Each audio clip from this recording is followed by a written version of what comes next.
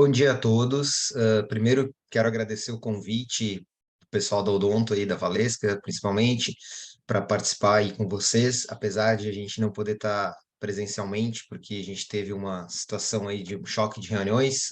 O PAC, a gente está atrás aí de fazer, melhorar nossas parcerias, e a gente tem uma reunião agora recente, então não vou poder estar presente virtualmente, e a Valesca me encomendou então essa fala, esse vídeo aí sobre, trazendo um pouco dos aspectos do matriciamento aqui dentro da secretaria, né?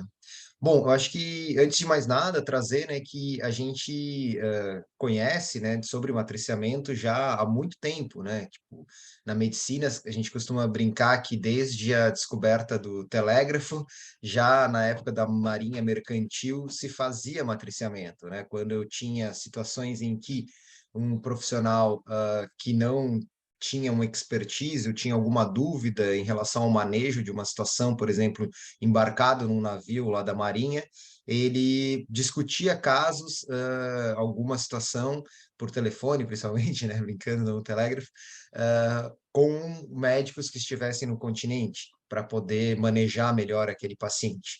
Então, o matriciamento não é algo novo, né? Inclusive, a gente pensa sempre que é uma novidade, né? Estar fazendo matriciamento, mas não, já é uma coisa que existe há muitos anos, inclusive, talvez a gente pode dizer, perto da descoberta aí do telégrafo e do telefone, né?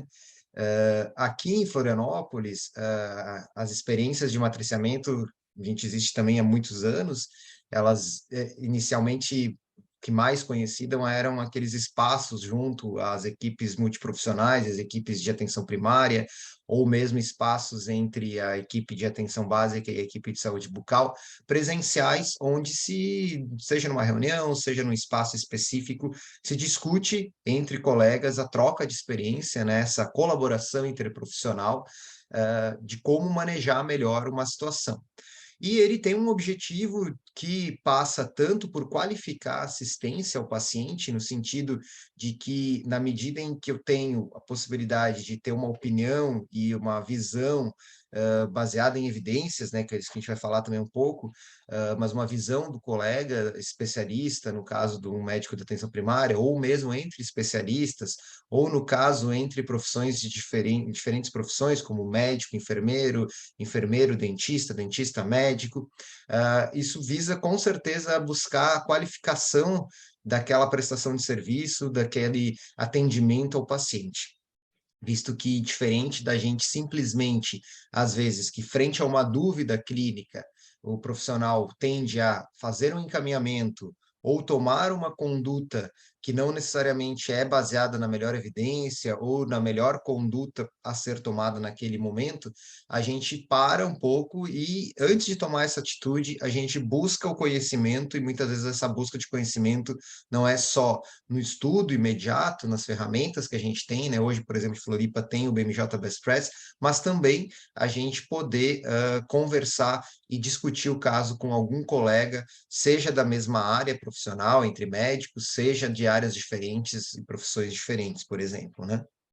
E isso, com certeza, impacta na qualidade da assistência, impacta em custos do sistema de saúde, em custos para o paciente, que muitas vezes não necessita de um determinado encaminhamento para o especialista, porque pode ter resolvido a sua situação em loco com a melhor qualidade possível. Ou então adiantada a sua situação antes de ele chegar ao especialista já feitos os exames, sem ter que ele ficar circulando pela rede de um lado para o outro, no sentido de tipo, eu vou te encaminhar agora, daí encaminha, chega no cardio, chega no especialista dentista, que pede o exame, ele volta para casa, então são consultas desperdiçadas muitas vezes, né?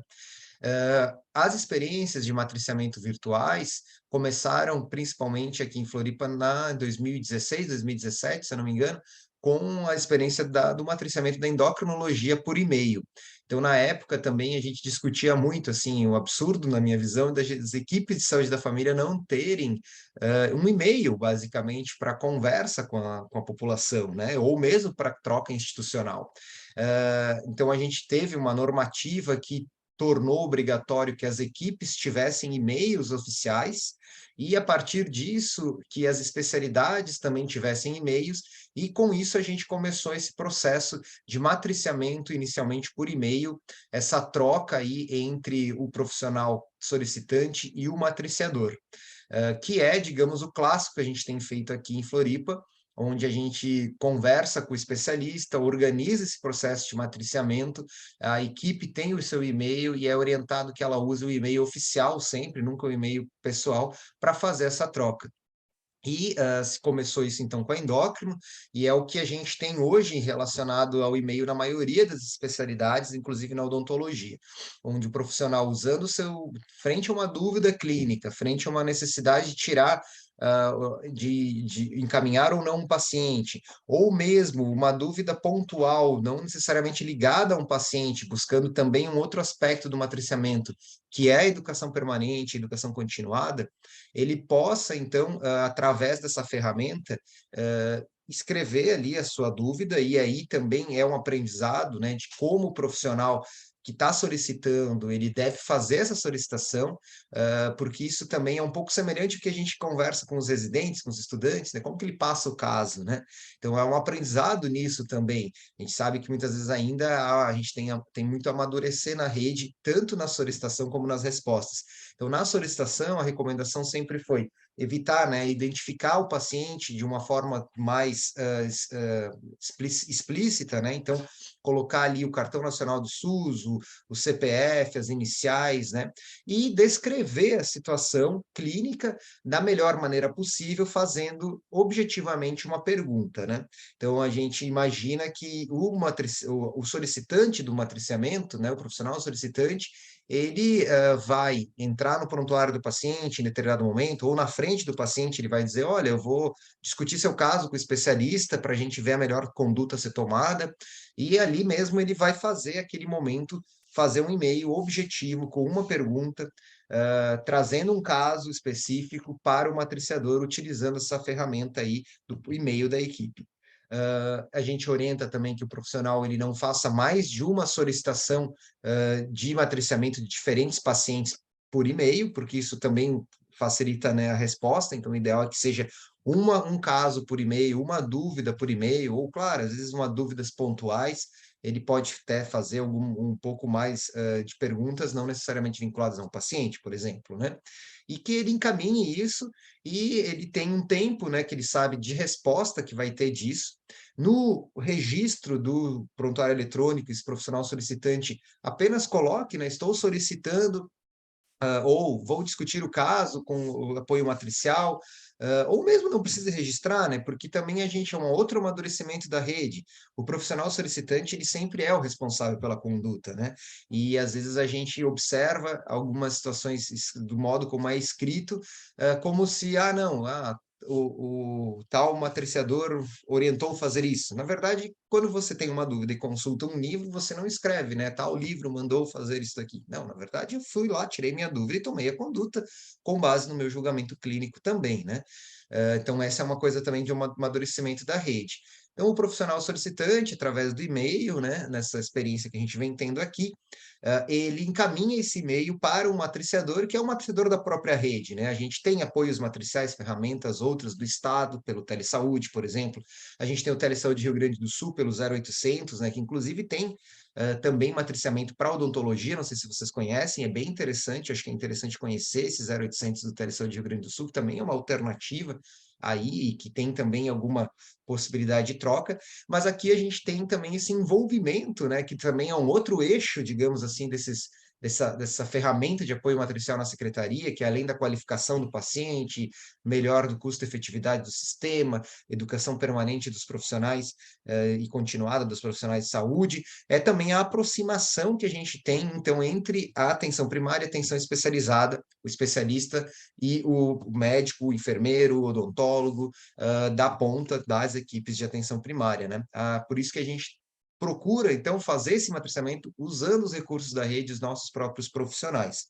Então, nesse sentido, ele encaminha para um profissional da rede, num e-mail também oficial daquela especialidade, e a gente tem uma combinação dentro da atenção especializada de um tempo que esse especialista ele reserva na agenda para poder fazer esse trabalho, né? Então a gente também tem uma diversificação da carteira de serviços e da rotina de trabalho desse especialista, não necessariamente só vinculado à questão do atendimento presencial, mas também, então, de ele ter um papel aí de troca em rede, de compartilhamento do conhecimento e de discussão, então, né, matriciar os casos que vêm da atenção primária. Então, ele tem um horário reservado para isso, né, combinado com a sua chefia, com as gerências, onde ele acessa o e-mail da especialidade e, dependendo como é cada especialidade, se tem um ou mais especialistas respondedores, eles gerenciam aquela caixa de e-mail com tags ou dividem entre eles, né, determinadas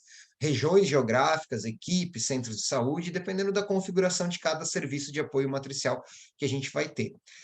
E ele, então, responde aquela dúvida, e daí aí entra também alguns aspectos dessa resposta, né? Que também é um amadurecimento que a gente precisa ter, e eu acho que esse encontro também que o pessoal está organizando, ele vai ao encontro disso no sentido de qualificar esse processo, tanto do quem solicita, como também, né, de quem responde, que são os matriciadores.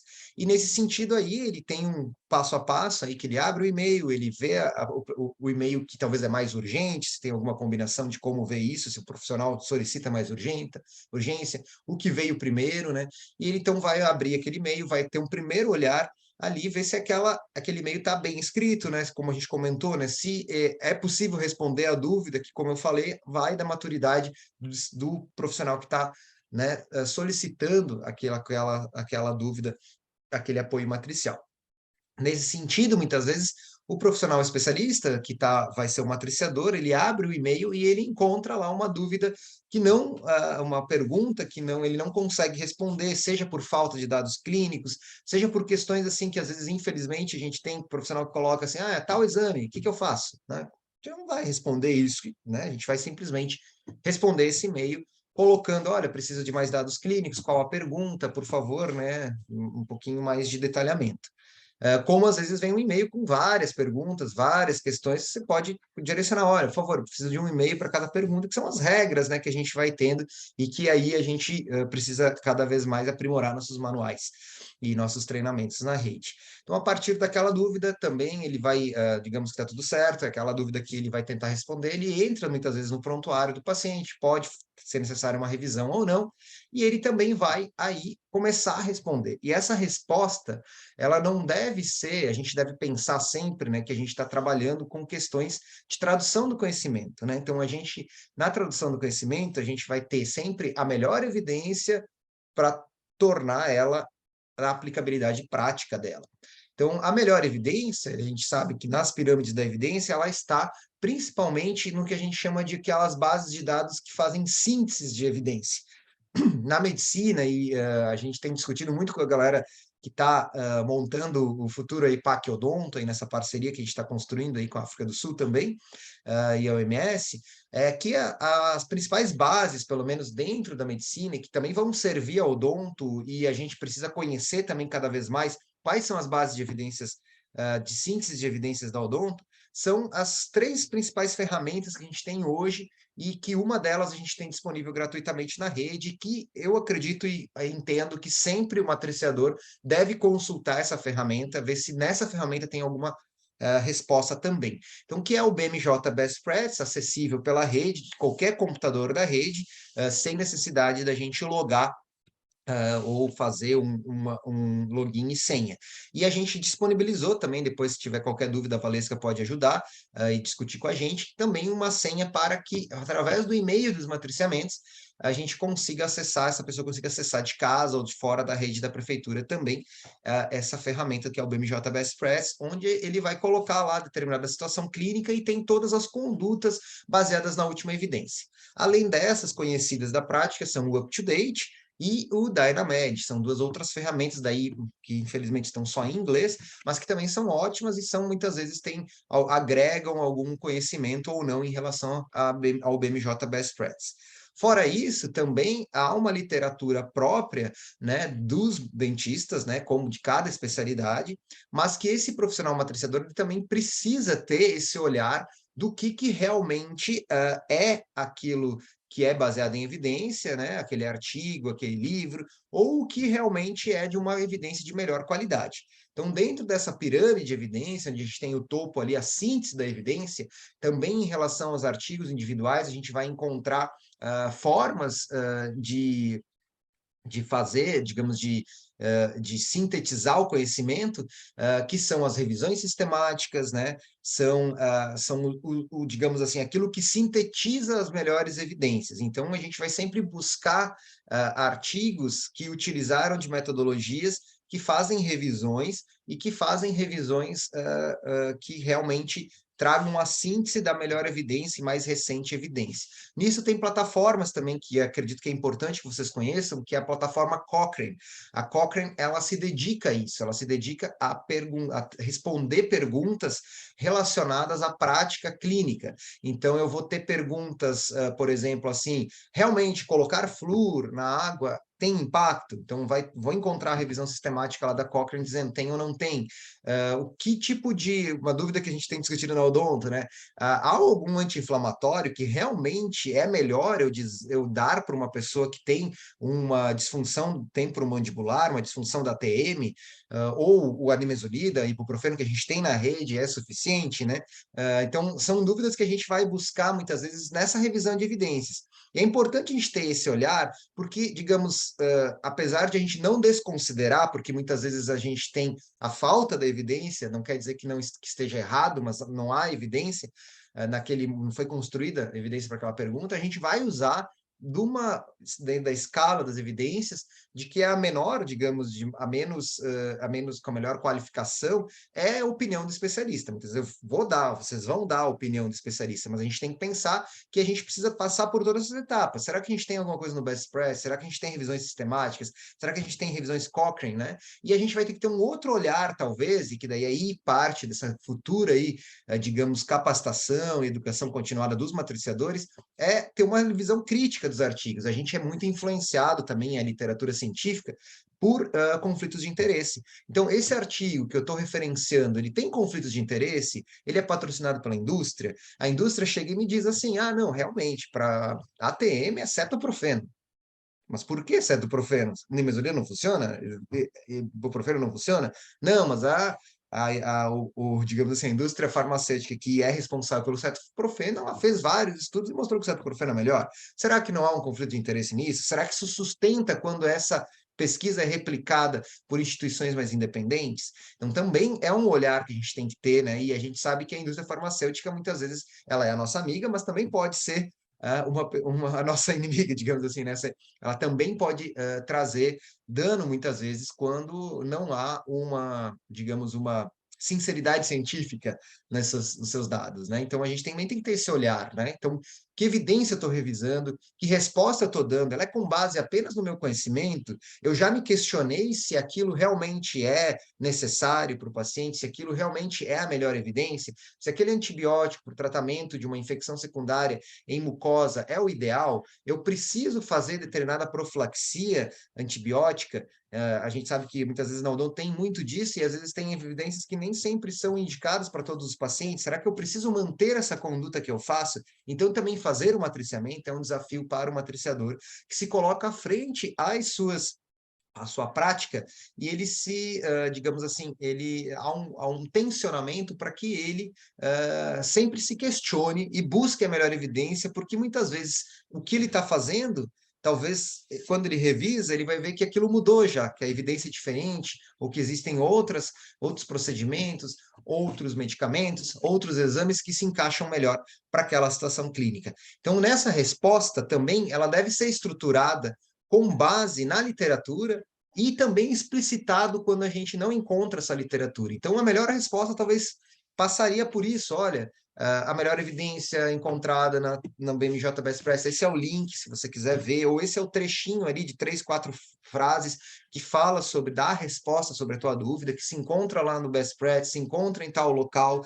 ou que eu revisei em tal local, ou que realmente, mas também, eu poderia botar, né, ou que eu não encontrei a melhor resposta na literatura, mas a minha experiência como especialista é que se faça isso nesse momento, né, enquanto a gente não tem a melhor evidência para isso, e a minha experiência mostrou que isso, de uma certa forma, tem funcionado. Então, essa é a resposta ideal que vai no e-mail após essa primeira análise de que a pergunta está adequada, que realmente eu consigo localizar o paciente, que não é simplesmente uma pergunta de um e-mail com várias perguntas que eu não consiga responder. Então, essa pergunta, essa resposta tem que ser estruturada, né? Então, aí que entra a possibilidade de, no futuro, a gente fazer um manual, como o Telesaúde Rio Grande do Sul, que eu diria que é onde a gente poderia se espelhar melhor, que mais tem, digamos, avançado e amadurecido esse processo de matriciamento, principalmente com o 0800 e que outras formas de matriciamento que eles têm trabalhado. Então, a gente tem um manual do matriciador, daqui a pouco, vai ser bem importante, mas é importante que a gente tenha esse olhar, né? A gente não pode responder simplesmente com base naquilo que a gente acha, ou responder simplesmente encaminhe. Não, justamente a ideia é que qualifique esse encaminhamento se for necessário encaminhar, ou que ajude o profissional a conduzir aquele paciente na atenção primária sem a necessidade do encaminhamento, quando a gente entender que for o caso. Então, a gente entende que esse processo, né, a gente tem que ter esse olhar, esse processo ele traz uma série de benefícios e ele traz uma série de desafios, né, de matriciamento. Então, esse é todo o processo que a gente pode olhar do matriciamento por e-mail e que depois de algum tempo a gente começou a ver que também há outras formas e há necessidade de matriciamentos mais on demand, porque a gente precisa muitas vezes da resposta na frente do paciente. Um médico, por exemplo, ele tem várias dúvidas clínicas ao longo de um turno de atendimento. E a gente precisa ensiná-lo tanto a fazer também o estudo imediato, como também o dentista também tem que fazer, que o estudo imediato é tirar a dúvida no momento, e daí consultando as plataformas e tendo acesso a plataformas de síntese de evidências que sejam fáceis, user-friendly, né, que sejam acessíveis, que sejam intuitivas, que me tragam uma resposta rápida, como também eu possa ter acesso a tirar a minha dúvida de uma forma mais rápida, que não só o e-mail, que muitas vezes demora 7, 14 dias ou mais tempo. Nisso, a gente criou as propostas de grupos de apoio clínico de WhatsApp, visto que é uma ferramenta que todo mundo usa e que congrega ali vários profissionais, inclusive daí congrega não só os especialistas como responsáveis pelas respostas, como os próprios outros profissionais generalistas que já têm experiência naquela questão, para poder agregar ou outros pontos da rede. Um dos primeiros exemplos foi o grupo de apoio matricial sífilis, HIV, TB e STs, onde a gente tem aí pessoas do laboratório, enfermeiros, médicos, infectos, dentistas, né? A Lisiane Stômato participa lá também, então que congregam frente a uma dúvida clínica, que daí eu não tenho uma dúvida de um CPF, eu tenho uma dúvida clínica, de um caso clínico, porque ali a gente vai ter sempre esse cuidado no trânsito das informações do paciente, a gente não vai colocar CPF, nome do paciente, a gente vai, e se botar uma foto, vai botar uma foto que não identifica de uma lesão, e vai discutir ali esse caso, essa situação, ou frente a uma situação clínica X, que acontecesse isso, tem um paciente que tem tal exame, tal resultado, que tem tal lesão, o que eu faço, né? E ali, rapidamente, quem tiver disponível responde de uma forma voluntária, sem grandes organizações, assim, digamos, oficiais. Então, a gente tem hoje vários grupos nesse sentido, um dos que mais bombam são os grupos de apoio na dermato, por exemplo, agora o monkeypox, teve a época da Covid, isso congrega informações, facilita, tudo isso para facilitar que o profissional na ponta, ele, frente a uma dúvida, ele tenha a melhor resposta, ele pense duas vezes antes de gerar um encaminhamento só porque ele não tem certeza, e muitas vezes ele gera esse encaminhamento sem olhar o protocolo de acesso também, e colocando atrasando o diagnóstico, atrasando a terapêutica adequada daquele paciente. Então, a ideia é que a gente consiga, através também dos grupos de apoio matricial, essas duas ferramentas que hoje a gente tem principais de matriciamento virtual, que é o e-mail e os grupos, e também é o que acontece em outros momentos de contato, que são outros espaços de matriciamento, são as interconsultas, as colaborações interprofissionais presenciais, tudo isso são ferramentas que visam justamente isso, né? No fim, ter uma qualificação profissional melhor para os nossos profissionais, no sentido de uma educação continuada, de questionamento sobre a sua prática a todo momento, frente às melhores evidências científicas, tentando fechar esse gap entre a melhor evidência e a melhor prática. É um processo também, são ferramentas também que buscam qualificar o atendimento ao paciente para que essa pessoa tenha a melhor qualidade do atendimento em qualquer ponto da rede, qualificando então o diagnóstico, sendo custo efetivo para o sistema, então aproximando a ponta, né, os especialistas também do cuidado em atenção primária, tirando então essas barreiras que muitas vezes tem, né, tipo de entendimento, e aproximando realmente a troca ali, né? Muitas vezes acaba tendo, a gente teve experiências de apoio matricial na pandemia da cardiologia pelo WhatsApp Business do cardiologista, que também foi muito incrível. Também tem grupos dentro da residência de análise de eletrocardiograma, que os residentes têm dúvida. Agora, recentemente, o grupo de apoio da monkeypox e também algumas coisas que fogem da clínica, como o grupo de apoio da regulação, o grupo de apoio que a gente tem hoje vinculado à questão da da serviço social, grupo de apoio da nutrição, da fisioterapia. Então, por exemplo, do grupo de apoio da regulação, a gente não tem necessariamente dúvidas clínicas, dúvidas de fluxo. Quantas dúvidas de fluxo a gente tem com esses milhões de protocolos de acesso? Então, ali o profissional consegue tirar essas dúvidas também de forma rápida, né? Acessível, ali, on demand. Então, acredito que esse, digamos assim, é o nosso futuro realmente. A gente, cada vez mais, o especialista que chega na rede, e o médico, enfermeiro, dentista, generalista que chega na rede, ele sabe que são ferramentas que estão aí, que fazem parte da rotina do trabalho e que a gente precisa cada vez aprimorar elas no futuro, talvez tudo dentro de um prontuário eletrônico, né? E daí também aí entra a questão do registro, né? A gente orienta também uma coisa bem importante, o matriciador não deve fazer um copia-cola da pergunta e da resposta. Muitas vezes ali, naquela troca entre, entre os profissionais, usam-se termos que se eu colar num prontuário e o prontuário do paciente é do paciente, ele lê fora do contexto, ele pode ter interpretações equivocadas e não é legal. Então, de um modo geral, o especialista ele pode simplesmente escrever lá no prontuário, resposta ao apoio matricial solicitado pela equipe tal, vídeo e e-mail da equipe. Ou se eu quiser chamar atenção, de uma certa forma, a algum aspecto específico, para quem lê o prontuário, sem ter que necessariamente ler o e-mail, eu posso já escrever ali, ó, faça tal coisa, o próximo profissional que atender essa pessoa, por exemplo, né? Outra coisa importante, acho que aproveitar, fazer um gancho aqui, né? Não ficou tão estruturada a fala. Outro gancho importante, aproveitar e usar a lista de problemas, né? Eu não sei como vocês acessam aí, é uma coisa também, uma deficiência minha aí de não ter visto como vocês acessam, mas a lista de problemas para mim é tudo. Tudo se resume num paciente, num prontuário, num registro de lista de problemas. Se eu tenho uma lista de problemas que eu sei que ele tem hipertensão, tal data, que ele tem diabetes, que ele tem HIV, que a carga viral dele está detectável em tal dia, que ele fez o último preventivo em tal mês, que ele tem uma situação de saúde mental específica ou clínica específica, que ele é uma pessoa trans, que ele é uma pessoa que tem deficiência auditiva, tudo isso na lista de problemas facilita em muito o meu atendimento sem eu ter que fazer revisões extensas de prontuário. Então, também usar a lista de problemas na revisão dos prontuários é importante, né? Então, esse registro todo, então todo esse processo, como eu vinha falando, ele visa aí, é o futuro que a gente tem cada vez mais, né? A gente vai ver isso acontecer e ser parte do trabalho das equipes, dos profissionais, também esse acesso e contato virtual, interprofissional, intercolaborativo, essa colaboração interprofissional. A gente pega exemplos, por exemplo, em outros países, onde o profissional médico generalista, ele recebe um exame, por exemplo, de uma por exemplo, de carótida, um Doppler de carótida, ele tem dúvidas sobre o procedimento, se vai ser cirúrgico ou não, ele aciona automaticamente, já na consulta com o paciente, uma câmera onde aparece ali, né, uma discussão virtual aí com o cardiologista, já com o paciente junto, e eles já encaminham aquilo, né?